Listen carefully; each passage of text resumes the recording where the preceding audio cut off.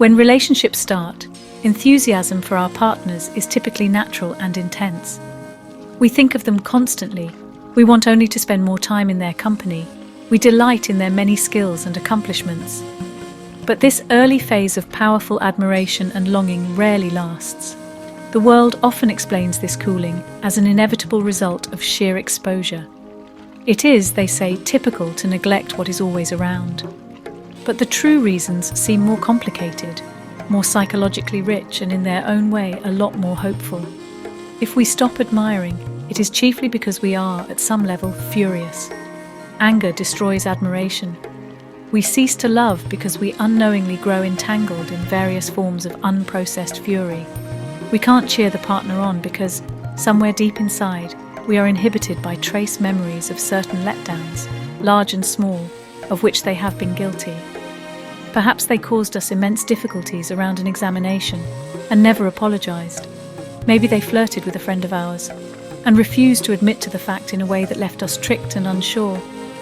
They may have booked a holiday without asking us and then insisted that they'd done nothing wrong. Every infraction was not, on its own, necessarily always particularly serious, but taken cumulatively, a succession of minor disappointments can acquire a terrible capacity to dampen and ultimately destroy love. Yet it is not the simple fact of being let down that counts very much. The true problem comes about when there hasn't been an opportunity to process our disappointment.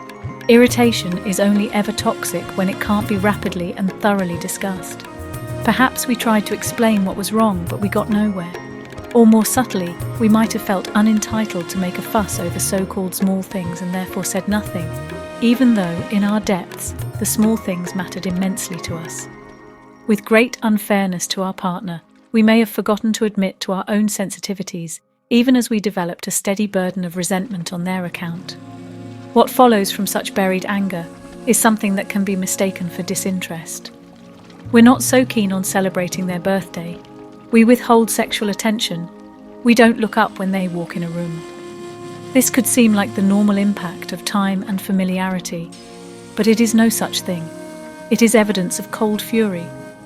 We do our anger an honor and can start to dismantle its deleterious impacts when we recognize the distinctive stranglehold that frustration can acquire on our emotions. We never simply go off people. We only ever get angry with them, and then forget we are so. To refine our instinctive enthusiasm for our partner, we need to accurately locate our suppressed distress. We have to allow ourselves to be legitimately upset about certain things that have saddened us and properly raise them for as long as we need to, in a way that lets us feel acknowledged and valued. A good couple should allow for regular occasions when each person can, without encountering opposition, ask the other to listen to stories of incidents, large or small, in which they felt let down of late. It goes without saying that we might not immediately see why a given thing should matter so much to our partner, but that isn't the point. The objective of the exercise is just to let the partner know that we care about whatever they happen to be concerned about. To ensure that our desire never suffers, this kind of hygienic ritual might unfold as often as once or twice a week. If couples too often ignore the requirement, it is because they operate under an unfair burden of bravery.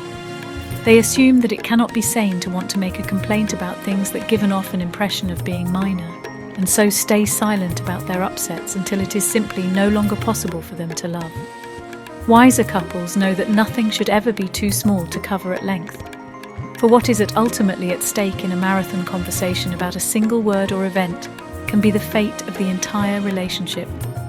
It might, in a similar spirit, not be silly at all to devote an entire evening to understanding why a partner got silently immensely upset by the way we said the word ready to them at breakfast the day before, or was a little slow at laughing at a mildly unfunny anecdote about a train and a suitcase.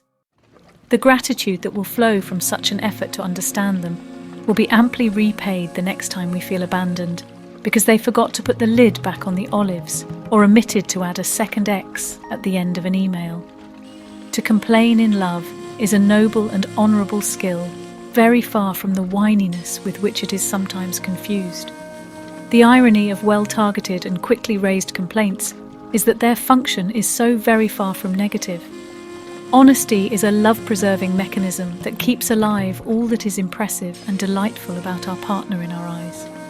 By regularly voicing our small sorrows and minor irritations, we are scraping the barnacles off the keel of our relationship, and so ensuring that we will sail on with greater joy and admiration into an authentic and unresentful future. If you like this video, please subscribe to my YouTube channel and watch this next video.